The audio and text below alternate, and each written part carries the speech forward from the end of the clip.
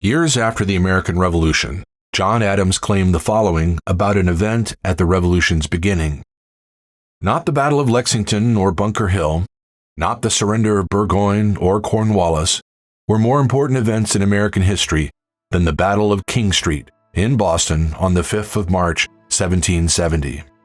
The battle that Adams singled out as most important involved musket fire that lasted just a few seconds. 3 men lay dead. 2 more who were shot died from their injuries a few days later. 6 others were injured. Paul Revere called the killings a bloody massacre. It soon came to be known as the Boston Massacre. While hardly amounting to a battle, it was a deadly and defining turn in the mounting tensions between Great Britain and her American colonies.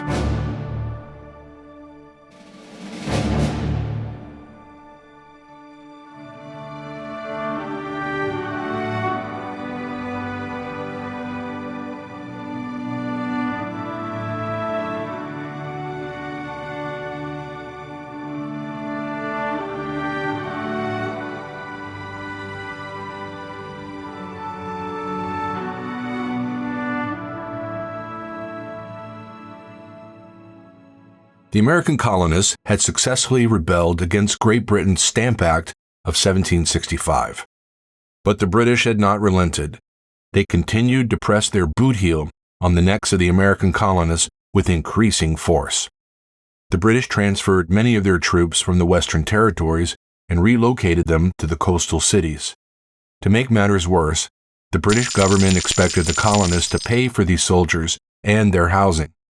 In 1765, they had issued the Quartering Act, requiring colonial legislatures to fund barracks for the British regulars. A year later, New York's Assembly declared its refusal to comply. In 1767, the British passed the New York Restraining Act, forbidding their colonial assembly from passing any new legislation until it complied with the Quartering Act. Then came the Townshend Acts of 1767, named for Charles Townshend, the British exchequer. They were a series of external taxes on goods imported by the colonists: glass, paint, paper, and tea. In the following year, the British established the American Board of Customs in Boston and a new Secretary of State for American Affairs, an office filled by Lord Hillsborough. Writing in America's most popular pamphlet at the time, Letters from a Farmer in Pennsylvania, Philadelphia's John Dickinson denounced all British taxes, internal or external. By 1768, angry Americans in colonial port cities had organized boycotts against imports sold and taxed by the British. In February of that same year, the Massachusetts House of Representatives sent a circular letter to the other colonial assemblies, declaring that the taxes levied under the Townshend Acts were a violation of the principle, no taxation without representation. Lord Hillsborough demanded a retraction of the letter. When the legislators refused, the British struck back. On June 10, 1768, John Hancock's merchant ship, Liberty, was seized. In July, Governor Francis Bernard, an appointee of the British, dissolved the Massachusetts Colonial Assembly. At the same time, Secretary Hillsborough dramatically increased the military presence in Boston. By 1769, there were 4,000 British troops in a city with a population of just under 16,000. Still, the boycotts of imported goods were effective. By 1770, the Townshend Acts had brought in less than £21,000. British merchants had lost an estimated £700,000 of income. Then came the events of March 5, 1770. It was a cold Monday evening. The ground was blanketed with snow.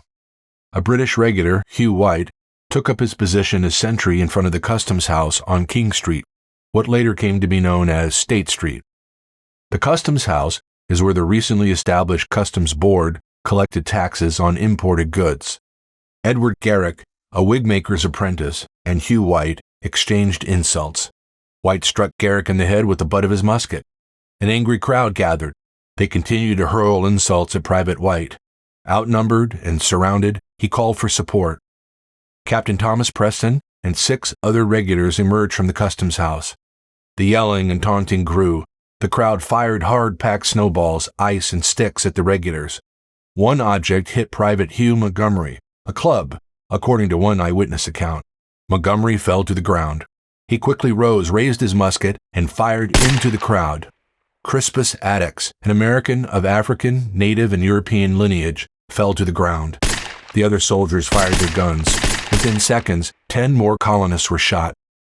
3 died at the scene. 2 more would die after days of suffering. At first, the crowd mostly fled the gunfire. Some reassembled, angrier than ever.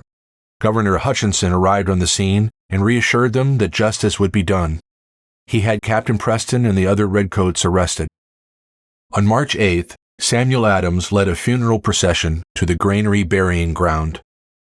Samuel Gray, Samuel Maverick, James Caldwell, and Crispus Attucks were all laid to rest in the same plot. Patrick Carr was interred there 7 days later. 3 weeks after the events at King Street, Paul Revere issued an engraving that stoked the fires of rebellion. The trials did not begin until October 24th, more than 7 months after the massacre. Even then, given the heated environment of Boston at the time, it would likely have been impossible for the soldiers to get a fair trial, but for the intervention of Boston lawyer John Adams, who took on their case. In doing so, Adams risked losing his reputation in the colonies. Persons whose lives were at stake ought to have the counsel they preferred. Every lawyer must hold himself responsible not only to his country, but to the highest and most infallible of all tribunals for the part he should act. 6 of the men were acquitted, including Captain Preston. It was established that he never gave the order to fire. Hugh Montgomery and Matthew Kilroy were found guilty of manslaughter. As first-time offenders, their sentences were commuted and their right thumbs branded. As promised by the British-appointed governor, justice had been delivered, but the tensions in America remained as hot as the branding iron used for punishment. On King Street in Boston, American blood had been spilled by British regulars. There would be no turning back.